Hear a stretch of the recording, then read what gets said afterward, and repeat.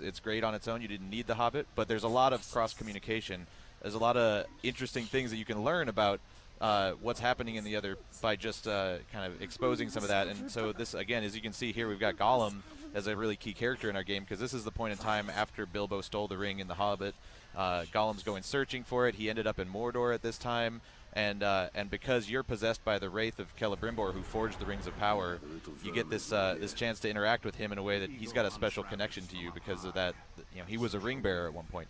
So it's the kind of thing where your relationship with him will be completely standalone in our experience, but then you go back and watch the films and you see this other side of him. You understand where he was in between, and it just sort of fleshes out the world for people who might only have watched the movies. Yeah, and I thought it was really fascinating when you and I were speaking about, Gollum's role specifically and where kind of Talion lies, as this original character that you guys have created, and saying that, he kind of plays the role that Samwise plays in The Lord of the Rings between, Frodo and Gollum's relationship. Yeah, if you think of it like Frodo is on this epic sort of collision course with destiny, and Celebrimbor is, he forged the Rings of Power with Sauron. He's got this ancient grudge there, he's one of the few characters in the history of Middle-earth that could legitimately go toe-to-toe there, whereas Talion, this ranger here, he's more of an everyday guy that's kind of getting pulled into this against his will. Like, Celebrimbor won't let him die. He's there, resurrected every time he goes down. His family's dead. He'd probably rather be with them,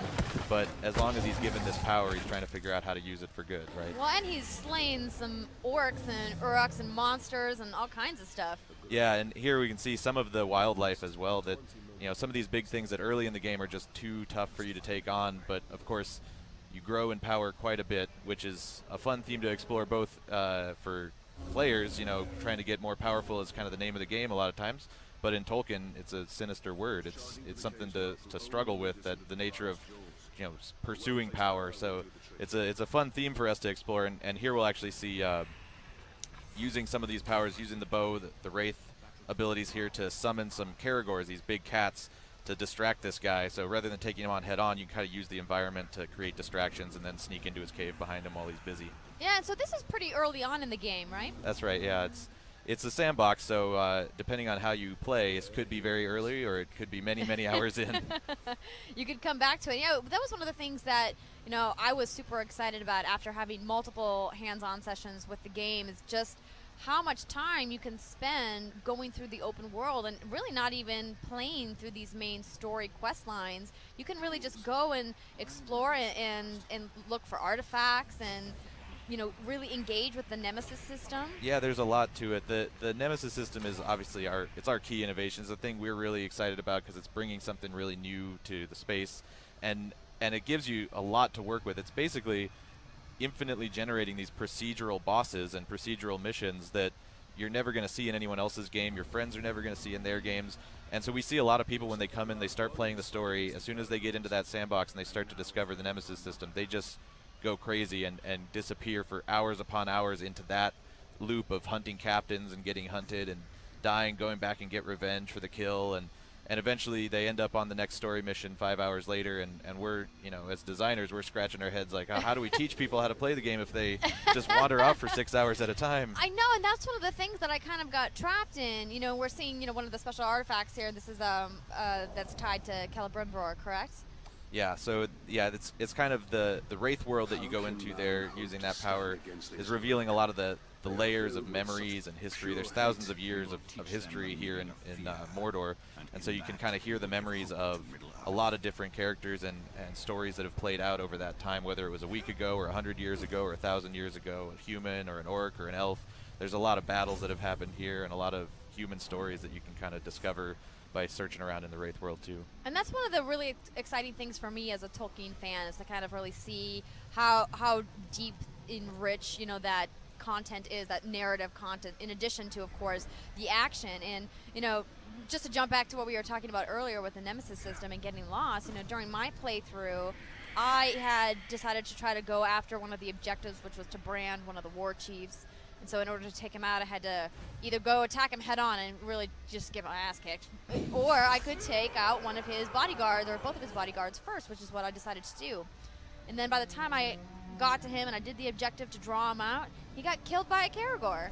and I was like, man, It's crazy just how quickly things can turn inside this universe. Yeah, and really trying to open up that sandbox to all kinds of emergent possibilities so that people are able to have these crazy experiences that are unique for them, that you can't ever expect what's going to happen. It's made it really fun for us to work on, that we get to just keep playing it every day. Every day we see something new, and I swear, and at least once a week in a meeting where we're sitting playing, something crazy happens, and we just go, okay, that was our new thing for the day that we've never seen in our game before. So even after years of playing it every day, you still see these crazy emergent things pop out because of that. You know, maybe a war chief is actually about to kill you, and right before he gets that finishing blow in, a beast knocks him over from the side. Or maybe one of your branded guys that you dominated and is fighting for you comes in and saves your life. And there's all kinds of insane things that can happen. Or his rival shows up behind you and scares him, and he runs off afraid. Now, just going back to this cutscene that we're watching here, we just saw Sauron with Celebrimbor doing the forging the rings.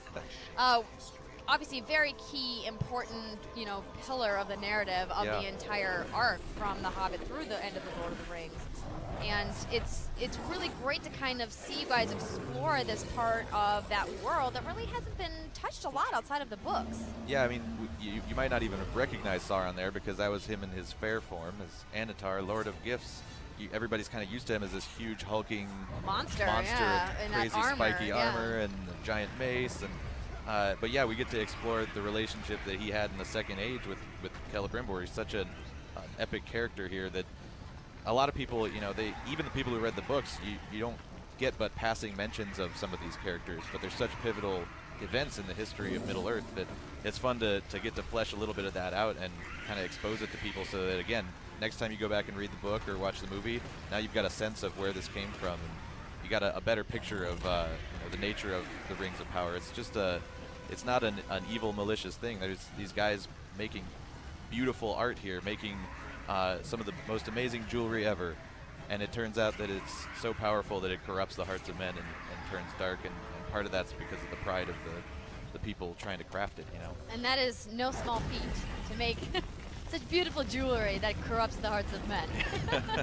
But I know we're getting close to the end of our time here, but I wanted to talk before you go. You guys are doing a really awesome GameStop exclusive pre-order bonus for this game. Yeah, so anywhere you pre-order, you're going to get a couple things. The Dark Ranger